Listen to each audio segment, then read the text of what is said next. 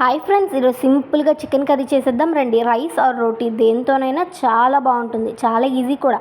మరి recipe start చేద్దామా? ముందుగా నీట్గా క్లీన్ చేసుకుని చికెన్లో ఉప్పు పసుపు వేసి కలుపుకొని పక్కన పెట్టుకోవాలి.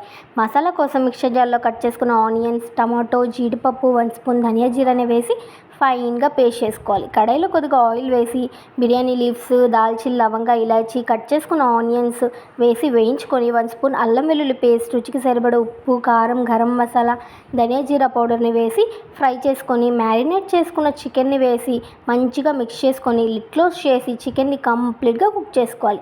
చికెన్ కుక్ అయ్యి ఇలా వాటర్ సపరేట్ అయ్యాక ప్రిపేర్ చేసుకున్న ఆనియన్ పేస్ట్ని వేసుకొని మిక్స్ చేసుకొని లిడ్ క్లోజ్ చేసి బాగా మగ్గించుకొని ఆయిల్ పైకి వచ్చాక తగినంత వాటర్ వేసుకొని కలుపుకొని లిడ్ క్లోజ్ చేసి ఇంకో 15 మినిట్స్ కుక్ చేసుకుంటే simple and easy chicken curry ready. అంతేనండి, వన్స్ ట్రై చేసేయండి. అలాగే ఈ వీడియోని లైక్ చేసి మా ఛానల్ని సబ్స్క్రైబ్ చేసుకోండి.